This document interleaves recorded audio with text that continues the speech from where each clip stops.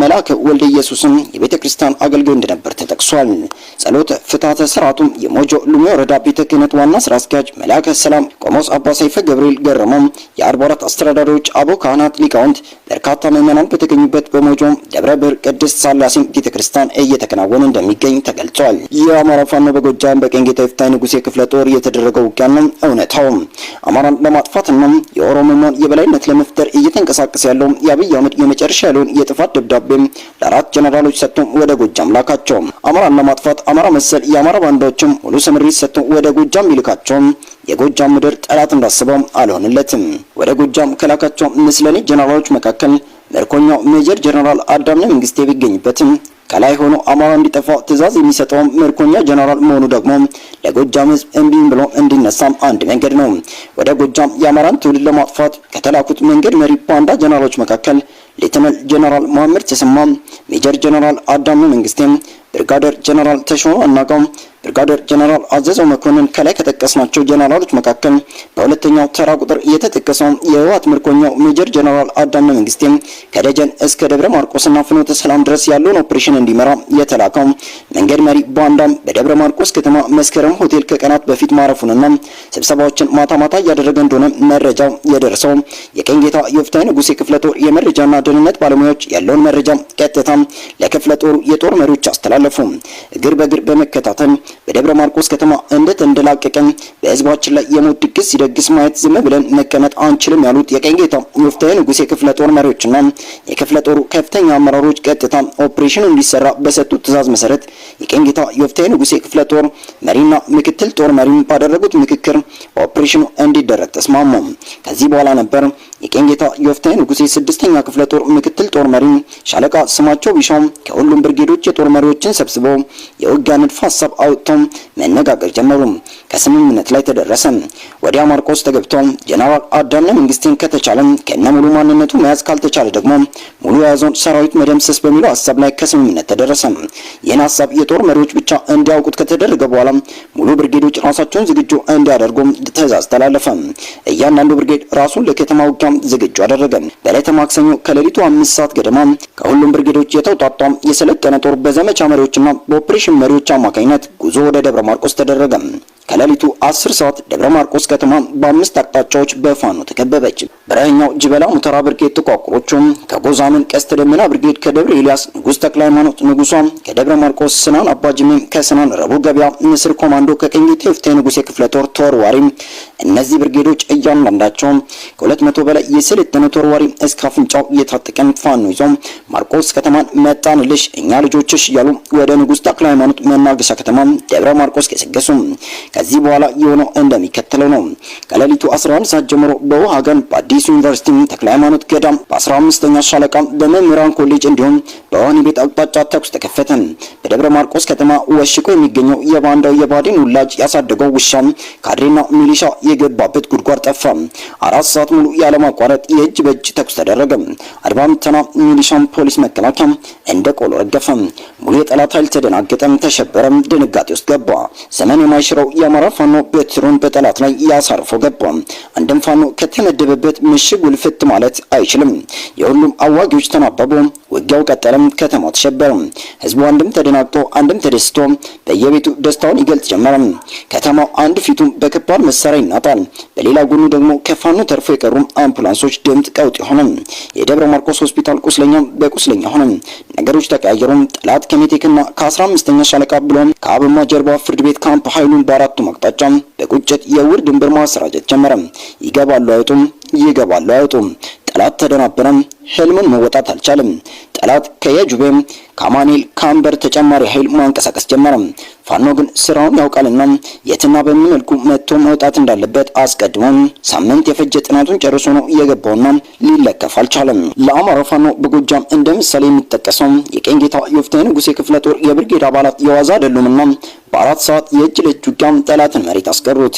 5ቱ ማዋጊዎች ከክፍለ ጦር ኦፕሬሽን አካል ጋር ግንኙነት አደረጉ። ሃሎ ጓድ ሃሎም ተርባዎች ይሰማል አይደል? አዎ ይሰማል። አሁን በደረሰ መረጃ መሰረት የድሮን ቅኝት ስላለም ኢንተርብነታችሁ የምትነድፉትን ነድፋችሁ ቦታቸውን ያዙ ትዕዛዝ ከክፍለ ጦሩ አዋጊ ተላለፈ። ሁሉም የብርጌድ አዋጊዎች የአመራራቸውን ቃል ያከብራሉና የሚፈልጉትን ጠላት ከረፈረፉ በኋላ ጠላት ሬሳውንና ቁስለኛውን እንዲያነሳ ቦታውን ለቀው ወደሚፈልጉት አቅጣጫ በእሳት ወራውት ወጡ።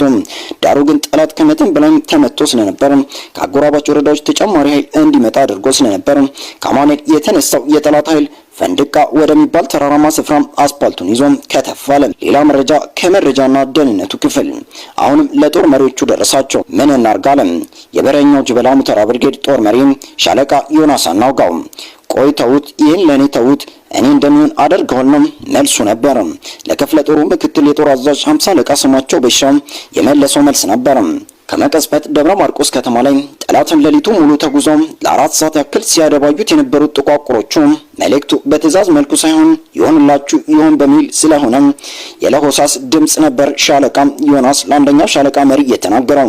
የሻለቃ መሪያቸውን ትዕዛዝ ግንባራቸውን ሳያጠፉ ትዕዛዝ የሚፈጽሙት ጥቋቁሮቹ የበረኛው ጅበላ ሙተራ የብርጌድ አባላቱ ከደብረ ማርቆስ ተወርውረው ፈንደቅ አደረሱ። ጠላትን መንገድ ተሰልፎ ወደ ማርቆስ ለመግባት ሲያሰፈስፍ አገኙት። ከመቀስበት የጥይት ናዳ አወረዱበት። የያዘውን ድሽቃ እስከሚጠምደው ጥቋቁሮቹ ከግንባሩ ላይ የጥይት ባሩድ አሳረፉበት። ማርቆስ እገባለሁ ያለው የጠላት ኃይል መንገድ ላይ ሬሳ ማንሳት ጀመረ። እንደ ተከታታይ ፊልም ለማመን በሚከብድ መልኩ የውጊያ ልውውጥ የነበረው የትናንት ውጊያ በዚያ አላበቃም። በዚህ የተበሳጨው የጠላት ኃይል ተንደርድሮ ቸር ተኩል የምትባልን ቀበሌ እይዛለሁ በማለት እየተክለፈለፈ መጣ። መልሱ ግን እንዲህ በቀላሉ አልሆነለትም።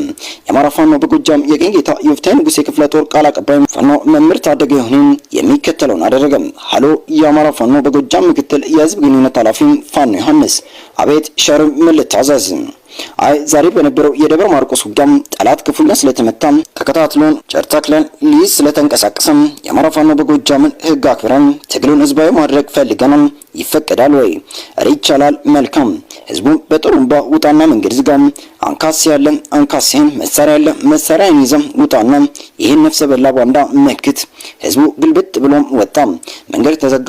የበረኛው ጅበላ ሙተራ ብርጌድ ሰብሳቢ ኢንጂነር ፋኖ ባርክልኝ ሙሉ ስምሪት ለህዝቡ ሰጡ። ከመቅጽበት ጠላት ባለበት ቀጣለ። ከደብረ ኤልያስ ወረዳ ቀስተ ደመና ብርጌድ ተወርዋሪው ንስር ኮማንዶ በአራት መኪና እየጨፈረ ጠላትን ሊፋለም ኃይል ቀይሮ ተቃረበ። ቦታው ለቅለቂት ማርያም ነው። ምሽት 10 ሰዓት ገደማ ውጊያው ተጀመረ። ጠላት በጧቱ እንደተለመደው አፈር ከደም ይበላ። እውነት አሸናፊ ናትና ጠላት ባሰበው ሳይሆን ፋኖ ባሰበው እስከ ምሽት 12 ሰዓት ድረስ ከፍተኛ ፍልሚያ ተደረገ። ዳግም ጠላት ሬሳውን መጫን ጀመረ። ፋኖ እሬ በቃል ንውጡ ትዕዛዝ ከጦር መሪዎች በፍጹም ጠላት እጅ ካልሰጠ ወይም ለቆ ካልወጣ አንወጣም። ሰዓቱ መሸም። ነገሮች ሁሉ በጠላት ላይ የእግር እሳት ሆኑበት። ሚዲያዎች ሁሉ ስለ ደብረ ማርቆስ ጀብዱ መዘገብ ጀመሩ። ጠላት ክፉኛ በስነ ልቦና ተጎዳ።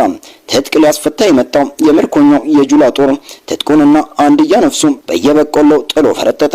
ሁሉም የፋኖ አባላት በያዘው ምሽግ እንዳፈጠጠ ሌሊቱ ተጋመሰ። ጠላት አንድ እያለ እየወጣ አስፓልቱን ይዞ በጠፍ ጨረቃ ወደ ደብረ ማርቆስ ገባ። በዚህ ቦታ ነውረኛው ቡድን የፈጸመው ድርጊት ግን እንዲህ ነው። ያልደረሰ በቆሎ ሙሉ በሙሉ አውድሞ ለመጋጥ ሞክሮ ቆረቆንዳውን ሁሉ ቆረጣጥሞ አርሶ አደር ሲለፋበት የከረመውን ማሳ ከጥቅም ውጭ አድርጎ ወጥቷል። የአርሶ አደር እንስሳትን አንድ ጥጃ በዲሽቃ ሲገድል ሌላ 2 አቁስሏል። ለቅለቂት በምትባል ቦታ ላይ ሰፈር በመግባት የተጠመቀ ጠላውን ጠጥቶ ሲጨርስ እንስራውንና ጋኑን በሙሉ ሰባብሮ ጥሏል። አንድ አባወራ ቤት በመግባት በጠላ ጋን መርዝ ጨምሮ እንጀራውን ደግሞ አውጥቶ መንገድ ላይ ጥሎ ሄዷል። መውጫ የጠላት ምት ከመጠን በላይ ሆኖበት ሞትና ቁስለኛ መቁጠር አልተቻለም።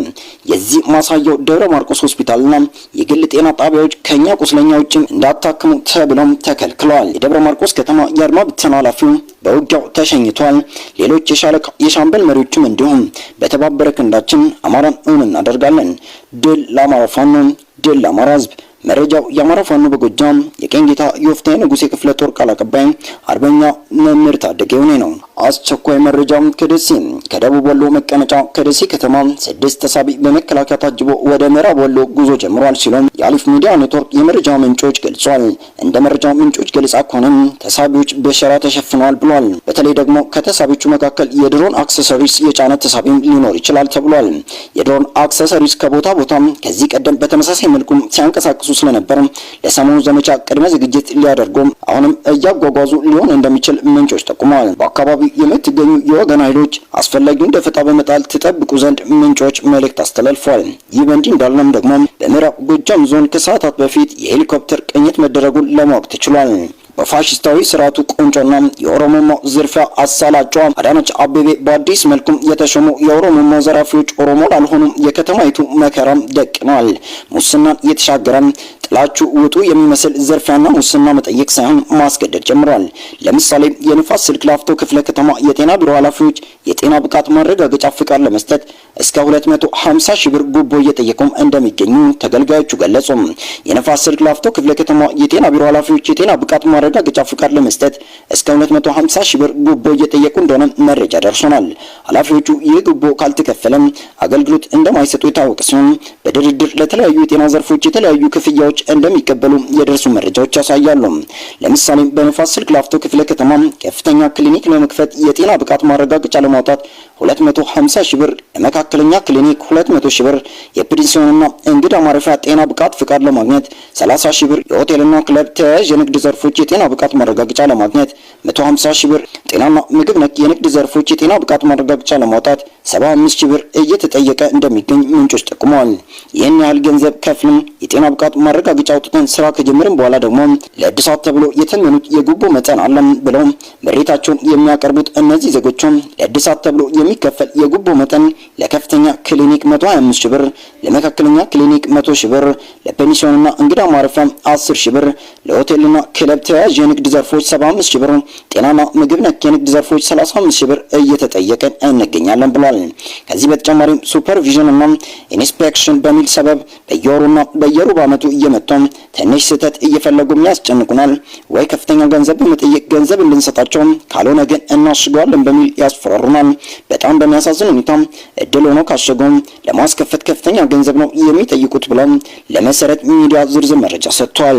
ከአንድ ወር በፊት ኃይሌ ጋርመንት አካባቢ ለክሊኒክ እድሳት 300 ሺህ ብር እየተጠየቁ ግለሰብ ለምንድን ነው ይህን ያህል የምትጠይቁኝ ብለው ሲጠይቁ የተሰጣቸው መልስ ብዙ ነን ስንካፈለው የሚደርሰን ገንዘብ ጥቂት ነው የሚል እንደነበር ተናግረዋል። አንድ የክፍለ ከተማው ኃላፊ በጉዳዩ ዙሪያ ተጠይቀው ጥያቄውን ከሰሙ በኋላ ስልካቸውን ዘግተዋል። ሰላም ጤና ይስጥልኝ ውድ የሚዲያችን አድማጭ ተከታታዮቻችን፣ እንደተለመደው ወቅታዊና መደመጥ ያለባቸውን መረጃዎች ይዘንላችሁ ቀርበናል። ለቻናላችን አዲስ ሆናችሁ ሰብስክራይብ በማድረግ የቻናላችን ቤተሰብ የሆኑ ዘንድ እየጠየቅን በቅድሚያ ጥብቅ የጥንቃቄ መረጃ የብልጽግና ወንበዴ አገዛዝ በየጊዜው በፋኖ ለሚደርስበት ምት እቅድ ሲቀይርና ሲነድፍ ቆየም የትኛው ድል ሊያስገኝለት ባለመቻሉ ዛሬም በውጊያ ላይ አዳዲስ ስልቶችን እንደተጠቀመ ከፋኖ መሪዎች የደረሰን መልእክት አለ። በዚህ አያያዝ በሌሎች የጦር ግንባሮችና ፋኖ ባለባቸው ሁሉም ቀጠናዎችም ሊጠቀመው ስለሚችል ቀድመን ልናጋራው ወደድን። ባለንበርና አርማጫው በተለይ አርማጫው በነበረው ፍጥጫ ብዙ ቦታ ላይ የሬዲዮ መገናኛ የሚመስል ተቀጣጣይ ፈንጂ አስመጥቶ የተማረኩ መስለው